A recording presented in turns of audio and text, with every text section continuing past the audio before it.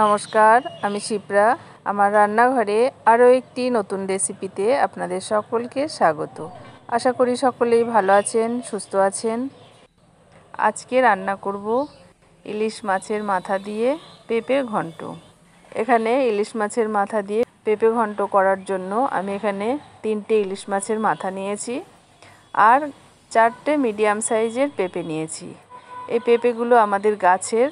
ইলিশ মাছের মাথাগুলো ভালো করে ধুয়ে পরিমাণ মতো লবণ হলুদ মেখে নিচ্ছি। আর পেঁপেগুলো এইভাবে ছোট ছোট করে ঝিরিঝিরি করে কেটে নিচ্ছি। আর কয়েকটা কাঁচা লঙ্কা কেটে নিয়েছি। ঝালটা আপনারা বুঝে দেবেন, যে যেরকম ঝাল খাবেন সে সেরকম ঝাল দেবেন।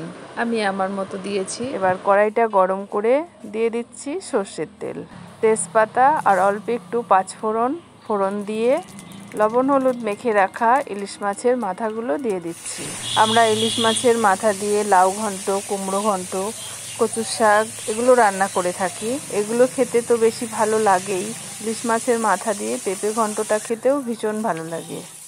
আপনারাও একদিন বাড়িতে ইলিশ মাছের মাথা দিয়ে পেঁপে ঘন্ট করে খেয়ে দেখুন, আশা করি ভালো লাগবে। ইলিশ মাছের মাথাগুলো ভেজে নিয়েছি। এবার এর মধ্যে দিয়ে দিচ্ছি 1 চামচ আদা জিরে বাটা, আর দিয়ে দিচ্ছি পরিমাণ মতো লবণ হলুদ। একটু নাড়াচাড়া করে কেটে রাখা পেঁপেগুলো দিয়ে দিচ্ছি। এবার সব কিছু একসঙ্গে নেড়ে চেড়ে মিশিয়ে নিচ্ছি। এ পর্যন্ত যারা আমার ভিডিওটি দেখছেন অথচ লাইক দিতে ভুলে গেছেন, তারা অবশ্যই একটা লাইক দিয়ে দেবেন। আপনাদের একটা লাইক, একটা কমেন্ট আমাকে পরবর্তী ভিডিও বানাতে উৎসাহিত করবে। এবার এর মধ্যে দিয়ে দিচ্ছি 1 চামচ চিনি। 1 চামচ চিনি দিয়ে দিয়েছি। এবার সব কিছু একসঙ্গে নাড়াচাড়া করে মিশিয়ে নিচ্ছি। একটা ঢাকনা দিয়ে ঢেকে দিচ্ছি। পেঁপেতে লবণ দেওয়া আছে, সেজন্য পেঁপের থেকে জল বেরোবে। এবার এই জলেই পেঁপেটা সিদ্ধ হয়ে যাবে। আমি এক্সট্রা কোনো জল দেব না, এই জলেই পেঁপেটা সিদ্ধ করে নেব। কিছু সময় রান্না করে নিয়েছি।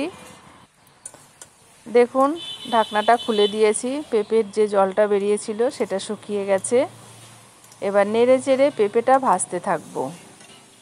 আজকে আমার চ্যানেলে নতুন হয়ে থাকলে চ্যানেলটিকে সাবস্ক্রাইব করে পাশে থাকা বেল আইকনটি অন করে রাখুন। তাহলে আমি যখনই কোনো নতুন রেসিপি দেব আপনারা আপনাদের সুবিধা মতো দেখে নিতে পারবেন।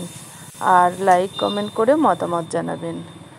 আর যদি আমার ভিডিওটি ফেসবুক পেজ থেকে দেখে থাকেন তাহলে লাইক, শেয়ার, কমেন্ট এবং পেজটিকে ফলো করে নেওয়ার অনুরোধ রইল।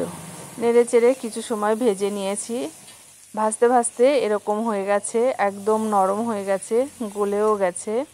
পেঁপের ঘন্টটা প্রায় হয়ে এসেছে। এবার 1 চামচ ময়দা জলে গুলে পেঁপের মধ্যে দিয়ে দিচ্ছি।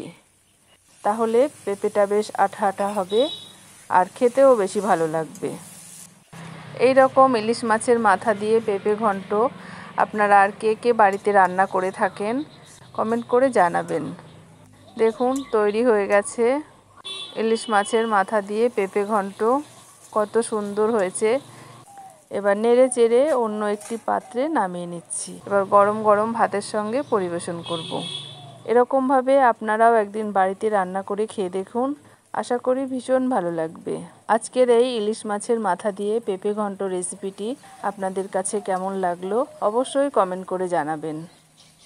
এই রকম ঘরোয়া রেসিপি দেখার ইচ্ছে হলে আমার পেজ বা চ্যানেলটি ঘুরে দেখুন। ভালো লাগলে লাইক কমেন্ট করে সাথেই থাকুন। আজ এ পর্যন্তই। আবার দেখা হবে অন্য কোনো রেসিপির সাথে। ততক্ষণ সকলেই ভালো থাকবেন।